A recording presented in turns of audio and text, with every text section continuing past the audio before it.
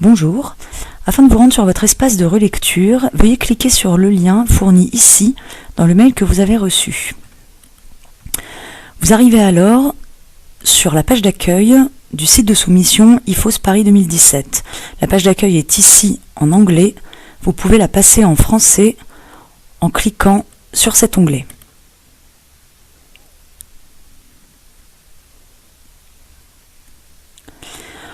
En tant que membre de la SFORL, votre compte est déjà créé. Vous pouvez y accéder en cliquant sur « Se connecter ».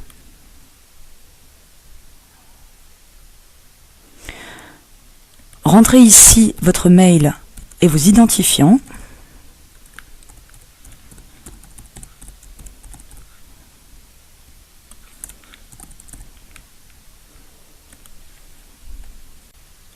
Vous arrivez alors sur votre espace de soumission. Ces onglets vous permettent d'accéder à vos différents espaces, notamment votre profil, et je vous invite à compléter vos informations ainsi que votre CV et votre photo. Vous pouvez accéder à vos relectures en cliquant sur « Mes relectures ». Votre espace de relecture se présente comme ceci. Vous avez ici l'identifiant du résumé ou son numéro unique. Ici, le type de soumission, à savoir s'agit-il d'une proposition de poster, de table ronde, de keynote lecture, de symposium ou de cours. Ici, le thème et le sous-thème de soumission. Et ici, le niveau de complétude de relecture, à savoir la relecture est-elle en cours, a-t-elle été réalisée ou doit-elle être finalisée. Pour l'ensemble de ces onglets, vous pouvez utiliser les flèches ci-dessous pour trier soit par ordre numérique, soit par ordre alphabétique. Si vous cliquez sur cette flèche, les e-posters apparaîtront donc tous en premier.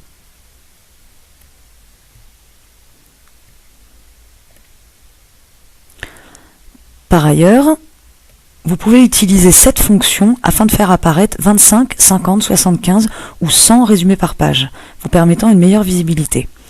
Aussi, en utilisant cette fonction, vous pouvez choisir de n'afficher et donc de ne filtrer qu'un certain type de soumission, qu'un certain type de résumé. Par exemple, si vous ne souhaitez voir que les propositions de table ronde, sélectionnez dans Type de soumission, Proposition de table ronde. Vous pouvez également indiquer ici un thème ou un sous-thème. Puis cliquez sur Apply. Et n'apparaissent alors que les propositions de table ronde. Sélectionnez le résumé à relire en cliquant dessus.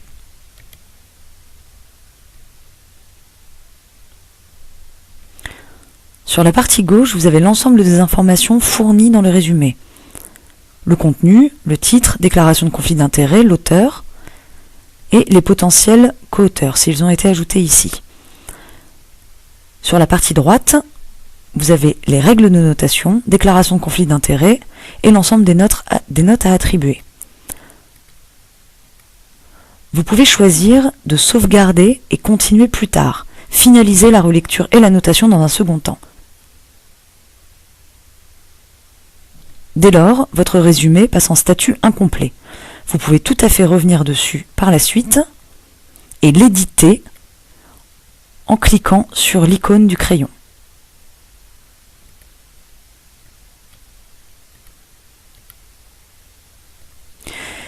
Si vous décidez de sauvegarder et soumettre,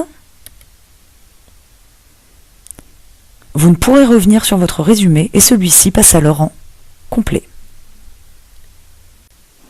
Au fur et à mesure de la relecture et au regard du nombre d'abstracts que vous aurez à relire, cet outil pourrait s'avérer très utile puisqu'il vous permet également de filtrer les résumés à relire ou ceux ayant été relus.